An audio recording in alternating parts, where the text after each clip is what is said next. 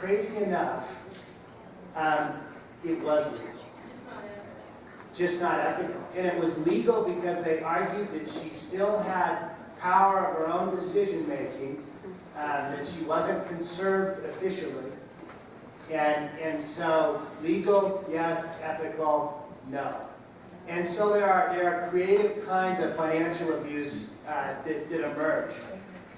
And certainly you hear things like, you know what, she's got all that jewelry and she can't wear jewelry anymore. So what does it matter if I take a few pieces of jewelry? She's not going to use it.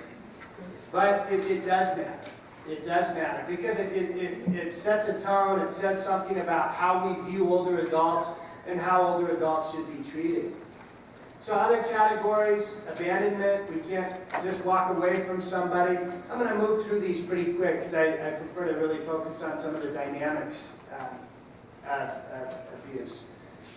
Isolation, all sorts of stories out there. I'm sure you have stories of people being denied access to mail, being denied access to phone calls, literally being cut off from communication as a way of being controlled.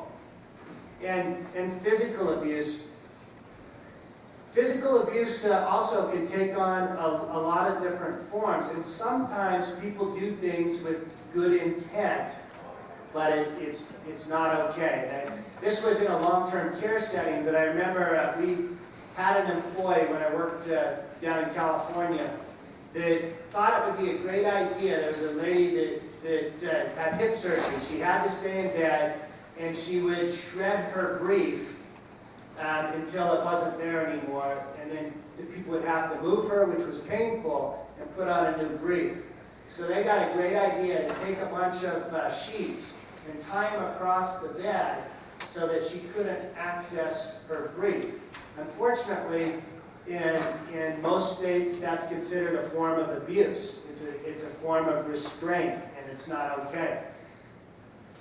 Another story of good intent gone bad wasn't with an older population, but it is a good example. I have a friend that he ran group homes for adults with developmental disabilities. And he was a big believer in getting people outside. He felt that was important for their health, to have access to fresh air. And so he really challenged his staff. There was one gentleman that if he ever got outside would just bolt. And so that didn't work, and that was dangerous. So they could never find a way to get him outside. So one day his staff came in and grabbed him and said, "Hey, we did it. We did it. We finally came up with this great idea. We're so excited. We want to show you." They brought him to a park, and this guy was running in circles around a tree because they'd taken a rope, tied one end to him, the other end to the tree, and said, "Isn't this great? He can be outside, he can run, and he won't go anywhere. Just round and round and round."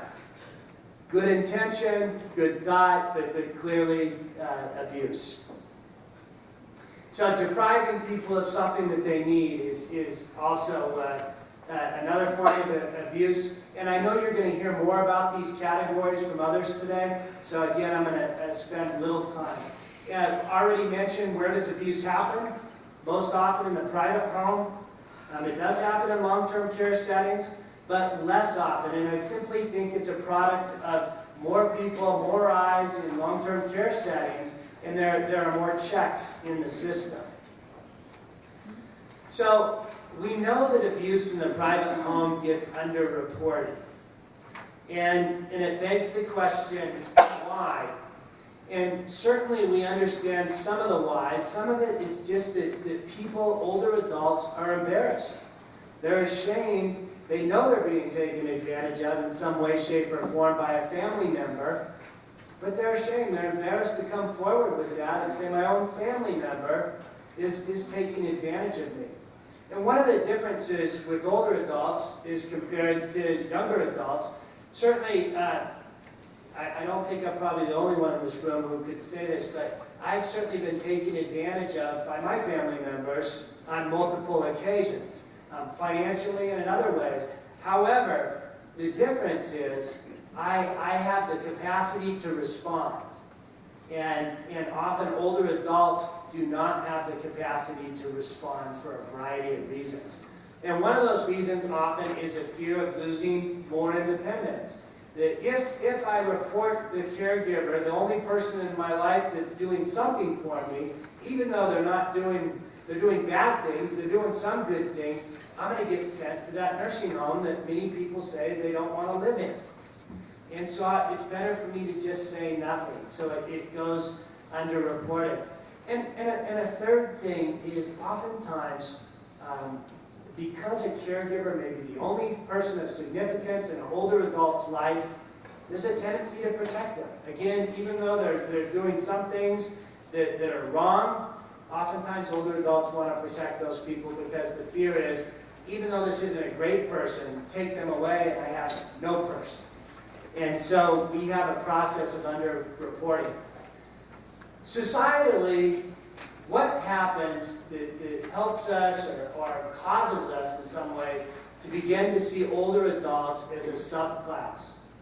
And part of it is simply this. We're still a society that ascribes value to some of these things you can see in this list. And if you look at advertisements, some of that's changing, but if you look at advertisements historically, we see healthy-looking, beautiful people in those advertisements. We don't see people with significant health problems.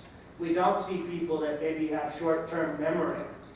And so in our society, it says these are the things that we value. And as people get older, many of these things tend to go away. And so here we ascribe the greatest value to people that look a certain way, and here we have a population that begins to lose those pieces of value. And as a society, then, we start to believe older adults have less value than younger adults. And it causes a certain mindset that leads to a process of devaluation. Devaluation can be seen in lots of ways as we begin to talk about older adults and we begin to lump them into, you know what they're like, all older adults are this way, older adults never do this, you can't teach an old dog new tricks. We've got a lot of sayings that kind of lump people together and begin to erode the notion of individuality. It's always easier to act in a bad manner towards somebody if I stop seeing individuals. We see that racially, we see it religious-wise. We can make assumptions when we stop seeing individuals and start seeing subclasses. And so we begin to hear phrases like this. They are just like children. And again, we have these misguided good intentions. I used to take my Uncle Tibor to the doctors. And he was a bright guy. He was a top-level engineer. And he was in his 80s. And he couldn't communicate as well as he used to, but he was still sharp as a tack intellectually. And I could never get the physicians to talk to him. If I was with them, they talked to me. And I'm sure as professionals, you often are in have those experiences where you're with somebody and they're not talked to. It's as if they've lost something. They don't exist. They're a piece of furniture. They begin to get objectified. One way we see this, and people have argued, a couple of ways we see this, and people argue with me about this. And so you're welcome to argue if you like. But it's why I argue against, even when we have older adults that want a stuffed animal, that want a baby doll, we don't provide it. We provide something that's more age appropriate, because every time we do provide it, even if that person wants that, it reinforces the broader societal perception that they're just like children. They're just like babies. And the more we do that, the more societally it makes abuse possible. The second thing I hear a lot, and I used to hear this in long-term care settings, there's always someone called Granny or Gramps. And people would say, yeah, but they love to be called Granny. They like that. It's endearing. They love being called Gramps. It's endearing. That may be true, and I wouldn't argue with that.